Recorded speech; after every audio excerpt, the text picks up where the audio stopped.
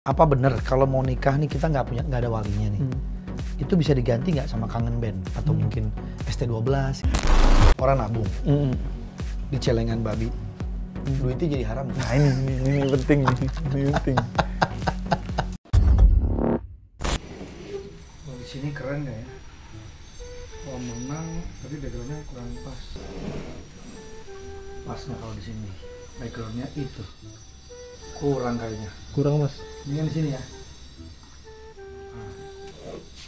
Berat juga nih kursi.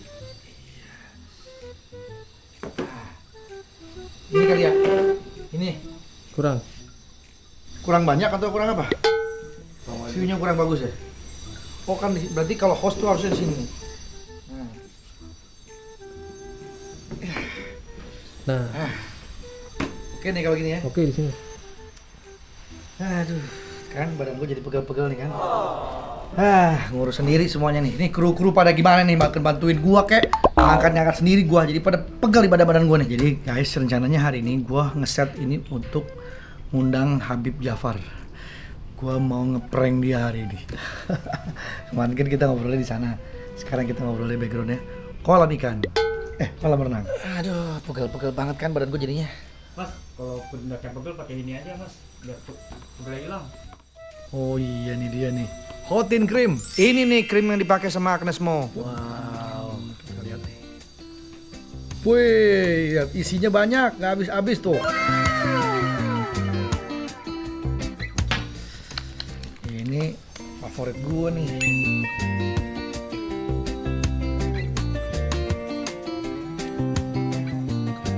Enak banget. Nih pegal-pegal nih. Enak nih.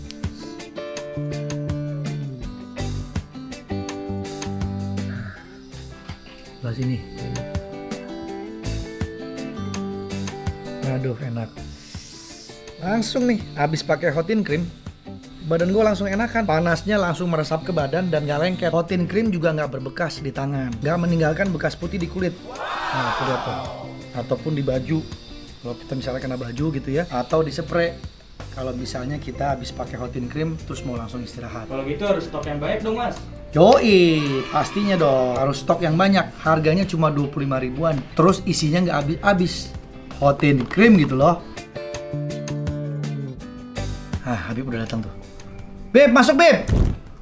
Sahabat saya yang luar biasa, Habib Jafar, yang dulu pernah mampir ke sini. Mampir ke sini. Dan sekarang kedua kali. Kedua kalinya. Itu artinya keledai. apa tuh? Kalau masuk lubang 2 kali katanya keledai. Karena yang pertama silaturahmi, yang kedua kemarin itu luar biasa, Bib. Obrolan kita kemarin itu mendapat respon dan apresiasi yang bagus banget. Bagus banget, alhamdulillah. Bahkan banyak yang bilang durasinya kurang panjang. Kurang panjang. Banyak yang bilang pengen banyak, masih pengen nanya-nanya lagi sama Habib, tapi waktunya nggak cukup. Waktunya nggak cukup. Jadi kali ini kayaknya kita harus lanjutkan lagi, Bib, obrolan kita. Dan melanjutkan pertanyaan-pertanyaan waktu itu. Sebenarnya ada satu yang belum saya tanyain ke Habib. Oke. Kalau saya pantau, orang-orang yang nanya ke Habib ini receh semua pertanyaannya. Iya. Padahal kan Anda seorang Habib. Iya. Harusnya kan biasanya kalau kita bertanya sama Habib tuh pertanyaannya yang unsur-unsur ideologi. Iya, serius yang gitu-gitu kan. Tapi semua pertanyaan yang dilontarkan ke Habib kocak semua. Receh semua, kayak bukan sama Habib gitu. Habib nggak jaga image gitu. Harus gimana gitu kan. Habib, seorang Habib loh. Iya, sebenarnya sih aku udah sejak pertama kali masuk ke dunia dakwah malumin aja nih. Iya. Belakang lagi bikin lapangan terbang. Makanya. Lagi ini. Kirain kalau rumah orang kaya gak ada gini-gini. Tetap ada. Iya. Kadang di belakang mau dibikin lapangan terbang. Wih, lapangan terbang. Wah, jadi ada kapal-kapal yang kecil-kecil tuh, buat mendarat di situ nanti. Kecil-kecil segini ya. Gitu, Bib.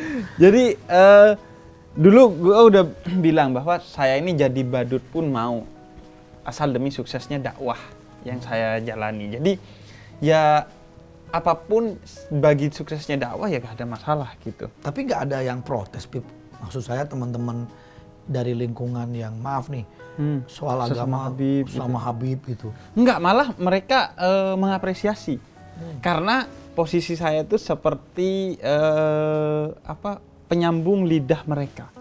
Jadi mereka rata-rata semua menyampaikan kami ini nggak bisa masuk ke segmen yang gua garap nih, segmen yang gua garap. Nah, ketika gua masuk bisa dua. Pertama, gua bawa omongan mereka. Iya, betul. Agar sampai ke segmen ini. Yang kedua, kadang mereka kemudian ketika wah, keren nih Habib, ada yang lebih keren. Mana? Ayo kita pengajian. Oke. Jadi ada yang begitu.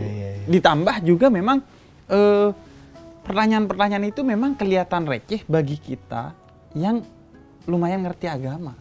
Tapi bagi mereka yang memang betul-betul baru kenal agama, ya itu pertanyaan serius gitu. Nah, ini menyambung ada sebuah film yang dimainkan sama Om Indro. Oke. Ini bentar lagi mau rilis nih. Judulnya Pintu Surga Terakhir. Oke. Ini saya mau nanya nih Pepe. Jadi ketika di cerita itu ada seorang ayah punya satu anak perempuan, istrinya sudah meninggal. Kemudian ayahnya ini juga udah sakit-sakitan. Nah si anak nggak mau menikah, pokoknya pengen ngerawat ayahnya. Sampai satu ketika ada seorang laki-laki pengen melamar dia, dan ayah itu akhirnya mensupport, ayo kamu nikah, jangan pikirin ayah. Karena si cewek ini merasa bahwa ibunya sudah meninggal, sudah tidak ada lagi surganya dia, kan surga kan di bawah telapak kaki ibu, kita dengar biasanya gitu kan, surga ada di bawah telapak kaki ibu, ibunya udah meninggal. Apakah si ayah ini bisa menjadi surga juga buat anaknya, pintu surga juga buat anak? Iya sebenarnya. Cerita itu mengatakan bahwa ternyata bisa juga. Iya, emang begitu karena kan ketika dikatakan ibumu 3 kali baru ayahmu, itu bukan berarti oh ibu lebih mulia dari ayah. Enggak, kemuliaan mereka sama, sehingga itu bukan pilihan. Oke. Jadi sama. Kenapa ibu disebut 3 kali menurut para ulama itu karena ibu itu mengalami 3 fase berat bagi anaknya. Pertama adalah fase kehamilan. Yang kedua fase persalinan. Yang ketiga adalah fase menyusui 2 tahun gitu. Nah jadi surga juga di bawah telapak kaki ayah gitu. Makanya gue suka bilang gini, Bang. Ketika ibu itu hamil perutnya, ayah itu hamil kepalanya. Kita yang nyari ini, apalagi kalau sesar nanti. Dia di jalanan. Mungkin aja ketabrak ini dan itu. Mungkin aja dia sama orang tuh yang tiba-tiba seret. Goblok lo di jalanan kan, dimaki-maki orang. Itu juga perjuangan yang tidak bisa dipisahkan dan dibandingkan dengan perjuangan ibu. Jadi sama aja. Masing-masing punya porsi yang sama. Masing-masing punya porsi dan punya surganya masing-masing gitu. Keren. Nah sekarang kita nih masuk ke pertanyaan. Tapi sebelum masuk ke pertanyaan, gue sering juga ditanya gini, pintu surga itu didorong apa ditarik? Ya kan gue belum pernah ke sana. Gimana dong? Kan ada dorong kan? Dorong. Ada yang ditarik geser. Geser. Ada yang ditarik. Ada yang ditarik. Nah, jadi didorong, digeser apa ditarik gitu. Pintu surga. Iya. Itu dia ya kadang-kadang ya. Gue bilangnya sih yang pasti dikunci. Dan miftah babil jannah la ilaha illallah Muhammadur Rasulullah. Kunci pintu surga adalah syahadat kepada Allah dan Nabi Muhammad. Gitu aja. Iya. Pertanyaan receh tuh. Kesannya kayak komedi, tapi kalau dipikir iya juga ya gitu. Dan yang penting jawabannya serius. Serius. Nah, dulu tuh Bang, jadi orang pada bilang, dulu gua kalau nonton Habib itu nonton komedinya doang. Tapi sekarang udah pelan-pelan nonton dakwahnya. Jadi alhamdulillah, mereka awalnya ngakak masuk surga aja. Keren. Nah, ini ada pertanyaan nih, Bib. Kan di sini nih banyak masakan Padang. Nah, kira-kira kalau di Padang ada juga nggak masakan Padang? Di sini aja ada. Kalau jawaban gue sih pasti ada. Di sini aja ada, gimana di Padang? Gitu. Om Andri bukan orang Padang. Aku bukan orang Padang, bukan tapi orang istri Padang. orang Padang. Nah, makanya jawabannya kurang tepat itu. Kalau saya kan ada Padang-Padangnya. Oh, ada Ustadz? Ada. Habib ada? Ada, Padang pasir. Karena harap. Nah, gue kira Jati Padang. jadi sebenarnya bisa jadi di Padangnya nggak ada kalau kita ngelihatnya dari agama.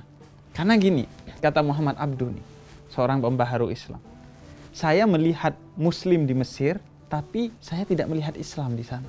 Oh, benar. Iya, iya. Kenapa? Karena di Mesir orang buang sampah sembarangan dalam penglihatannya dia. Orang tidak disiplin waktu. Padahal Islam itu mengajarkan kebersihan, kedisiplinan waktu. Terus orang nggak banyak yang membaca buku. Justru di Jepang yang banyak orang baca buku kan. Yang bukan negara Muslim. Iya, Nah, jadi bisa jadi di Padang nasi Padangnya malah gak ada. Soalnya udah bosan kayaknya orang Padang. Ya. Sama kayak orang kita ke Jogja lah.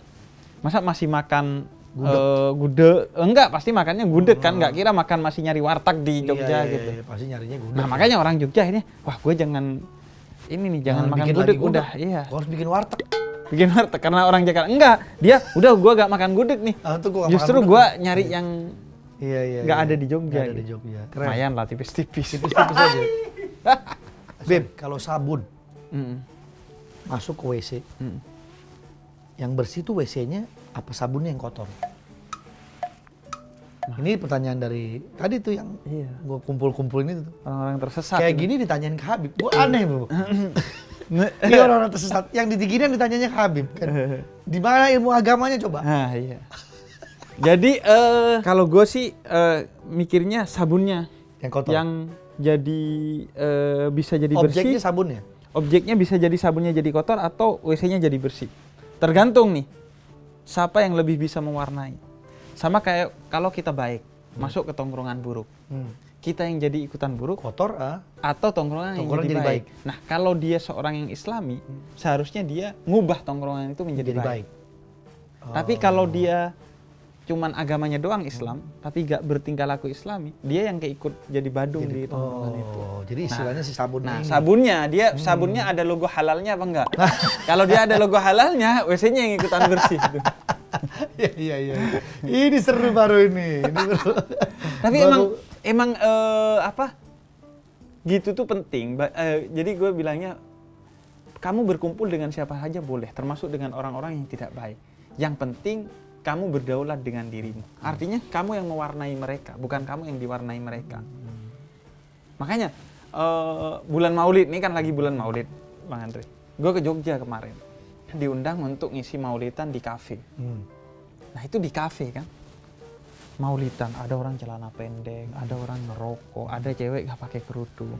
Tapi pas gue masuk, semua tuh pada berbaris cium tangan, udah kayak santri aja. Iya itu gue lihat videonya tuh luar biasa loh. Iya. Gue datang ke kafe, ternyata mereka menyambutnya kayak gitu. Menyambutnya kayak santri. Karena prinsipnya gue gitu. Yang terpenting itu bukan mau dimanapun tempatnya.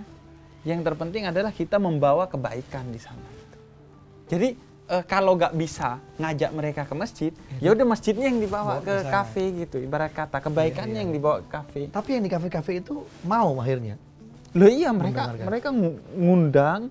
Kemudian antusias banget, ratusan itu. Itu pun ratusan karena masih COVID kan, harus jaga jarak.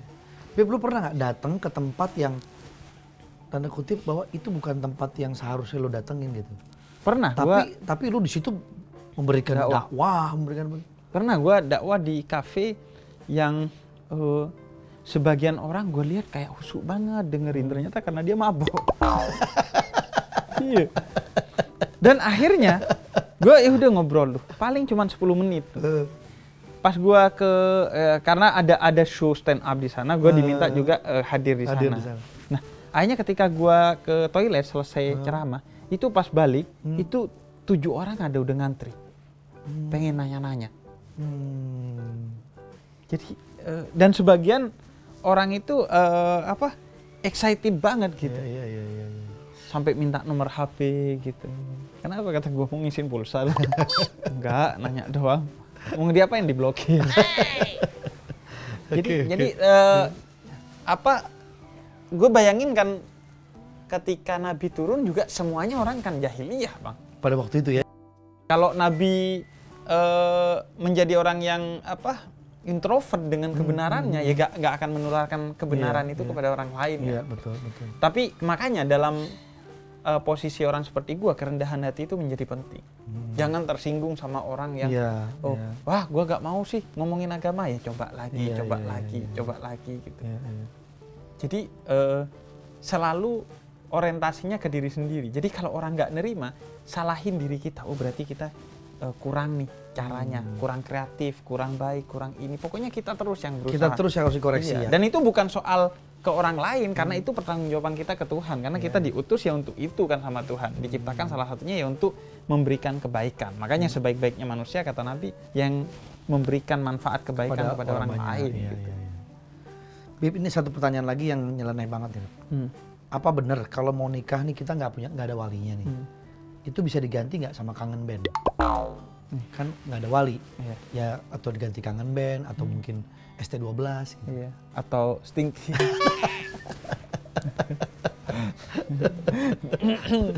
Gimana tuh, Bib? Kalau nggak ada wali diganti kangen band.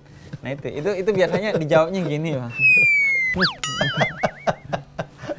Tapi memang posisi wali itu kan salah satu rukun dalam nikah. Sorry nih, gua potong jadinya.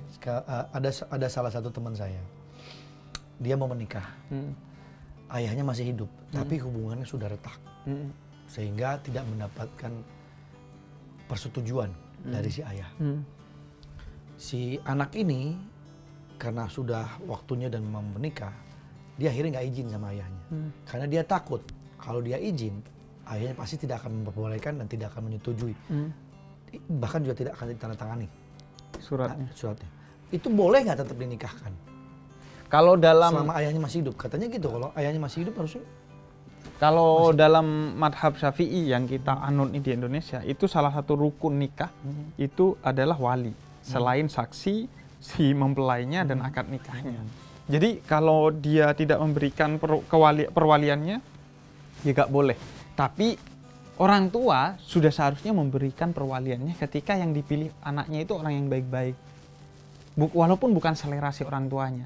Gak boleh orang tua kemudian membatasi. Nah, jadi selama ada walinya dia harus pakai wali itu. Nggak, andainya si orang tua laki-lakinya ini tetap nggak mau. Apapun alasannya dia nggak mau. Itu jadi jihadnya si cewek itu sih. Nah, akhirnya dia harus meyakinkan orang tuanya gitu.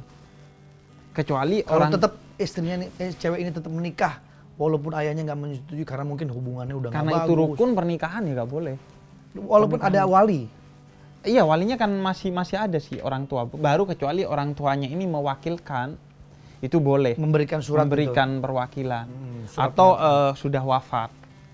Nah, yang nomor 2 itu adalah kakeknya menurut para ulama. Ada ulama namanya Ibnu Suja itu bilang, nomor 1 ayah, nomor 2 kalau gak ada ayah kakek, nomor 3 saudara laki-lakinya, nomor 4 baru itu paman. Pamannya si cewek ini. Kalau nggak ada, bener-bener nggak ada nih, orang udah introvert di dunia sendiri, dia wali hakim. Wali hakim itu ya KUA kalau di kita. Baru kalau nggak ada lagi kangen band deh lu pakai deh. Makanya jadi resepsi di resepsi. Barulah kangen band itu. Bib, ini kalau misalnya orang nabung di celengan babi, duitnya jadi haram nggak? Nah ini penting nih, ini penting. Gini, babi itu haram untuk dimakan. Bukan kemudian, kalau haram kita benci. Enggak. Kak, sama kayak manusia deh. Kita kan haram juga dimakan. Apakah kita akan benci kepada diri kita sendiri? Oh, iya, nah itu orang yang salah tuh. Jadi orang Islam kan banyak yang benci anjing, benci babi, benci segala sesuatu yang haram. Dia jangan dibenci. Kejahatan aja yang dibenci itu bukan orang jahatnya, adalah kejahatannya, kelakuannya. Iya. Jadi sama, babi itu ya jangan dimakan doang.